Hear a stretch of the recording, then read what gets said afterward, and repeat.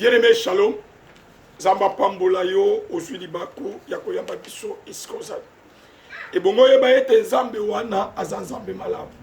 Topenga kaye, le Dieu des vivants. Tant nzambe wana azokita, nzambe wana azosala misala na ye. Bien-aimé, la Bible dit là où il y a la présence de Dieu, c'est l'absence totale de mauvaises choses. Le loto me meli au thème intitulé yango, le vrai coach. Oyebi yo kana ebisayo. Yesu azalo balobi ete, je ne vous laisserai pas seul. Je vous enverrai mon esprit qui chaque fois il vous reviendra en aide. Et quand mon esprit vient, il vous conduira dans la vérité. Molimo mo santu bien-aimé. Tango azo coaché yo, oko échoué. Parce que y'a me makabatukat na sol. Azo la kisayo nzela o ebongola. Molimo mo santu. Azo memo isko bien-aimé, o yoko ikokoyet. Azo memo isko bien-aimé, o yoko vive, o ezali esengo, le Saint-Esprit. Yangwane tobongi sami, te collaborer na Saint-Esprit. Na 2 Chroniques chapitre 20 verset 20, la Bible dit ceci. Confiez-vous à l'Éternel, vous serez affermis. Mais confiez-vous à mes serviteurs, vous réussirez. Quand confiez-vous à mes serviteurs, ce ne sont pas tous les serviteurs. Parce que l'autre, on a basali au bawuti na diable. Oh, bien-aimés, ils sont venus dans les sacerdoces pour nous séduire bananazab. La Bible dit dans Mikolasouk, même les élus seront séduits. Nous vivons la fin. Oh, bien-aimés, les mauvais serviteurs bakot dia nakatash. Oh, bazana mission amabe, mission yako egare bananazab. Yango et bongo salake, nanazo coaché. Dieu utilise toujours l'homme, mais nanazo coaché. Oh, bien aimé dans Ngolou Nazam, quand le mot tourne à 4 évangélisations, tu as un découmo. Ndeko wana moi si, ba baby sa famille na bango mobile. Dans son aucun la famille, au comment na bato la folie, bato bazana na vie moko compliqué. Donc il y avait la sorcellerie dans cette famille. Mais Zamba mawatango akiti bien aimé, Zamba yeko changer ma donne. Ndeko to kutana gine na balabala. Quand on a fixé, Zamba le bilan à la vie en décondégeza détruite. La bénin de Koana, la bani kosale kyonda. Na kosala de kyonda bien aimé, on a constaté que ba sacrifier famille. Ba sacrifier famille. Ba teka famille. Tala. Et ça n'a pas kelemba mouli et ça na ba famille. Oh ba sacrifier vie abat. Et ça n'a pas alliance ya mouli. Oh ba famille est côte. Ba belle famille est côte. Ba sacrifier vie abat. Oh mon indeko na kata famille na bango. Ba sacrifier bango nyos. Ba sacrifier vie abat. Mais zamba lo la tango akiti. Akoti makamande. To bandi ko kochen de quoi to kochen de quoi. Bien le men de quoi na salagi délivrer. Lelo nazo ebisayo. Aza moi salibal. Mama ya bana mini. Ndeko nzamba bibise na mulili. Yango ozana besoin de la coacher na Saint-Esprit. La Bible dit quand les saints viennent, ils vous conduisent. N'a été coupé la Bible nazo coachang. Famille na Bible nazo coachang. Na yebite ma faire nazo coachang. Église ozo sambe nazo coachang. Nazo peso verset à libus. Nazo peso verset à libus. Zo peso verset à libus. Na mukana na pso. Je peux verset dans le psaume. Psaume 89. Psaume 89. Psaume 89. Verset 19 à 25. Nous lisons au nom de Jésus.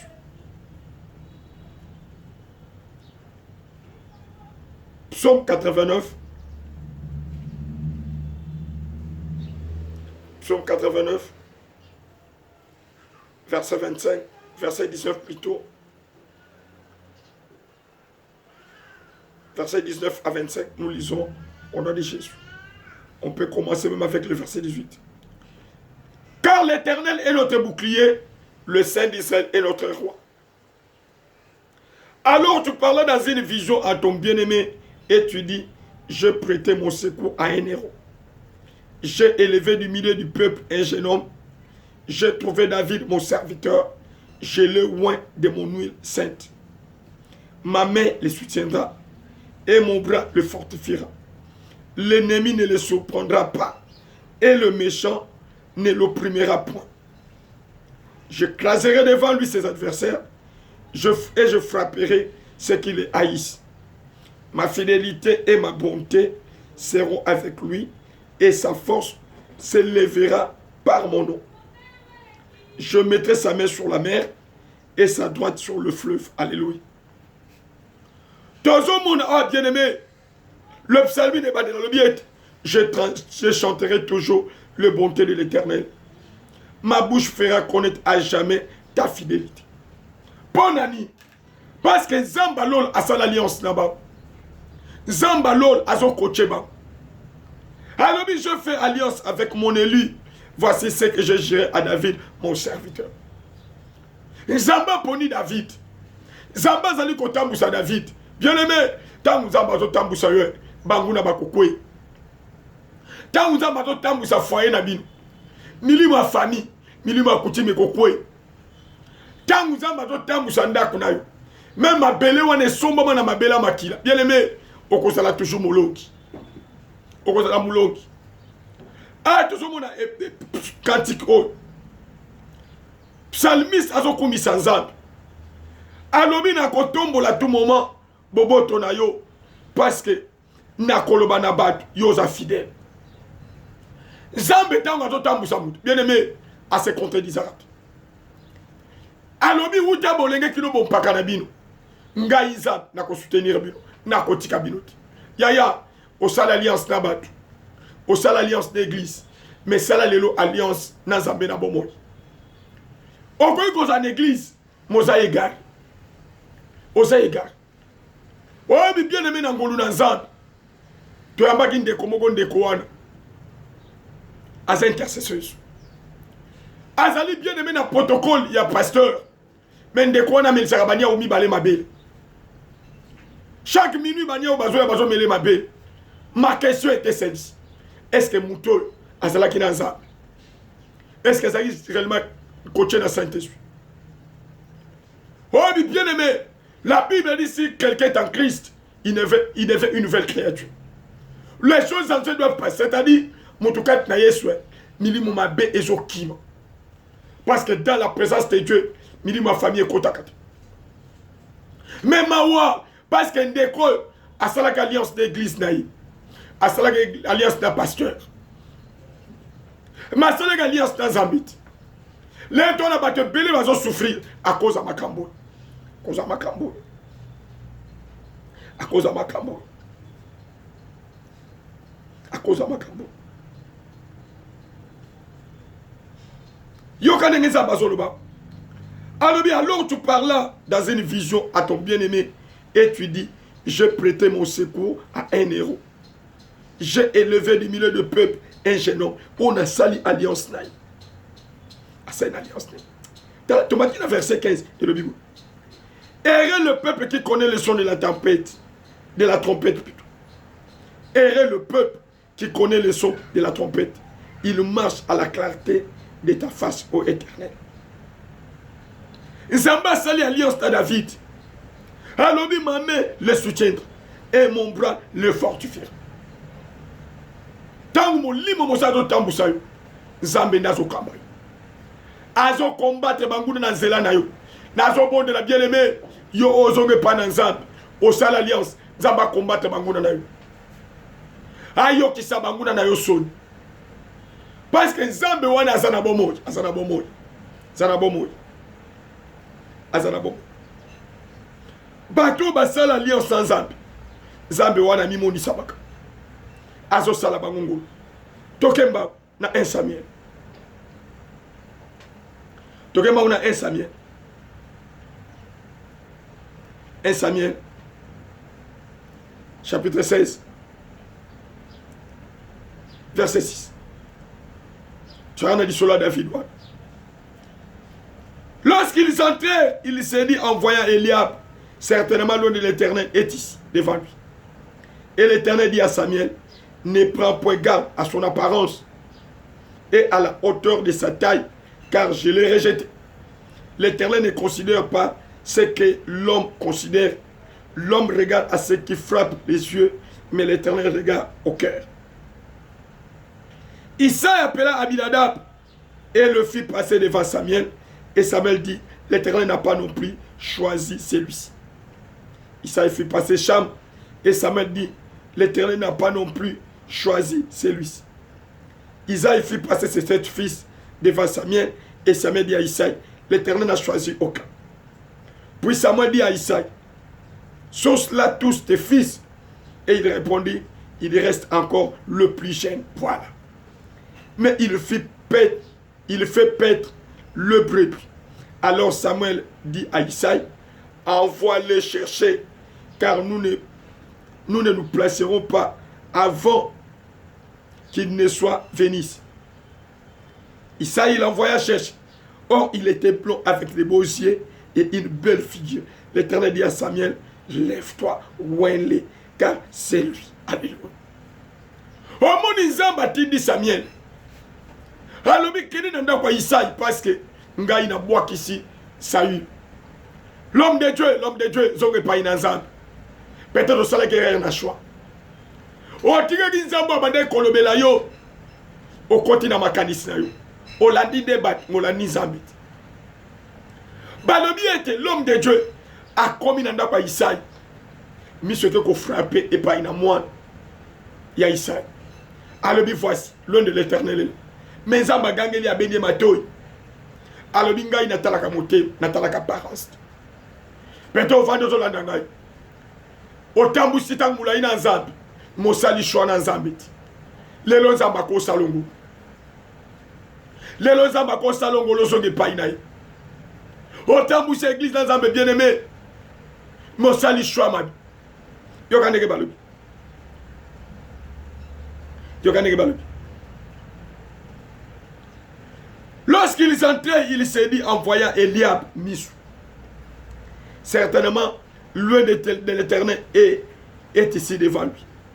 Et l'Éternel dit à Samuel, ne prends point garde à son apparence et à la hauteur de sa taille, car je l'ai rejeté. L'Éternel ne considère pas ce que l'homme considère. L'homme regarde à ce qui frappe les yeux, mais l'Éternel regarde son cœur. Agangeli motonanzabi. Alobi ozotala na misu mengana talaka motem yeti combien de fois yaya osali bashwa mabi ozotala nde o ezo frapper misu ozolanda apparence à mutu mais azana Nzambi obi bien aimé bato bazala coaché na Saint-Esprit bayokaka molio mosantu. La Bible dit si mon peuple était attentif à mes voix son bien-être allait être comme les sables. C'est question d'être attentif. Est-ce que vous avez Nzambi? C'est moi là qui Nzambi. Parce que quand on la peau à Saül, Nzamba le bine collé la tête, je l'ai déjà rejeté. Naponi mutubusu. Kene nanda kwa Isaïe. Mais à komi kuna, abani ko beta misu. Nzamba le bine non. Toi tu regardes ce qui frappe les yeux. Mais moi je regarde le cœur. Moi je regarde le cœur. Yaya, na tongo. Oko ikoza la pêche à Nzambi. Oko ça la pêche à Nzambi. Mais le problème, aujourd'hui nous sommes moulimoni. Yango toi na ba prière kaka mikolo. Toujours continuer. Le grand thème, la délivrance des familles. Mikolo to koti, na des soutiens. Qui m'attire ses malheurs. Tobakis. Sur le mauvais missionnaire. Tobakis le mauvais missionnaire. Parce que ton monde n'a vie à Samson, l'homme de Dieu. Mais batin de missionnaire, combat de lui. Quand Déli a une vie à Samson, c'était la destruction totale. Tout ça n'a pas prière. Oh, Zambama, azo bimi sabat na moulimi. Azo bimi sabat na malheur. C'est-à-dire, moulimo mosa azo même abisu. Pour qu'on détecte, est-ce qu'il y a un malheur outil. Nani batini na mission na vie à couple. Nani batini na mission na vie à famille. Et malheur outil. Et Nzamba mao. Azo kango la batu. enga naza na kondi yo oyo commission que c'est pas dans Nzambe o Nzambe akokamba yo bien-aimé okobima na mulili yango moni Job azoloba boy Job 22-21 attache-toi donc à Dieu et tu auras la paix, tu jouiras du bonheur. Moto aza coaché na Saint-Esprit akangamaka na Nzambe asalaka eloko moko te sans Nzambe. L'homme de Dieu, est-ce que son kambamaka na Nzambe? Omoni Samuel asonge panza tango Nzambe abendie matoyi ababene matoyi alobi ne prends point garde à son apparence et à la hauteur de ses tailles, car je l'ai rejeté. L'Éternel ne regarde pas ce qui frappe, ne considère pas ce que l'homme considère. L'homme regarde à ce qui frappe les yeux, mais l'Éternel regarde à son cœur. Regarde le cœur. Balobi Samuel Azongi. Azongi. Il s'est appelé Abinadab et les filles passaient devant Samuel. Et Samuel, en écoutant le Saint-Esprit, dit, l'Éternel n'a pas non plus choisi celui-ci. Mais tant comme il attend, il y a David, Isaïe l'envoya chercher. Or, il était blanc avec des beaux yeux et une belle figure. L'Éternel dit à Samuel, il a écouté le Seigneur. Lève-toi, ouin-les, car c'est lui. Samuel prit les cornes d'huile, éloigné au milieu de ses frères. L'Esprit de l'Éternel saisit David à partir de ce jour. Et dans la suite, Samuel s'éleva et s'en alla à Ram. L'Esprit de l'Éternel se retira de Saül, qui fut agité par un mauvais esprit venant de l'Éternel. Osan a besoin de mon sang parce qu'il nous conduit dans la vérité. C'est lui le vrai coach.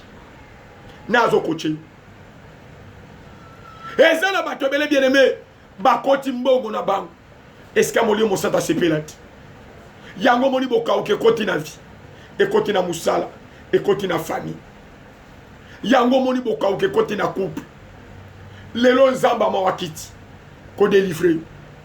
Ozonga na makolo na ye. Ozonga na makolo na ye. Nzamba mawakiti. Mosali na nzamba ozonga pa na ye. Ozonga tambusa yo. Yo kana ebiso. Batambusa ka nzambiti. Nzambe na tambusa parce que ndaza mokonza babeli. La Bible dit en Dieu la terre est ce qu'elle renferme, le monde. Nzambe na contrôle ka muki. Azo contrôler nyonso. Yango to penga kaye le Dieu tout puissant. Tika nzambe wana asunganga asunga yo asunga biso. Tozonga na sena makolo nkolo. Molimo mosanto akoche biso na kombo na Yesu to bondeli bongo. Amen.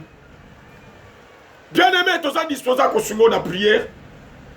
Okoy kobenga biso na ba numéro na biso o plus 243 9 98 49 64 29 plus 243 9 98 49 64 29 ou bien plus 243 89 89 41 931 plus 243 89 89 41 931.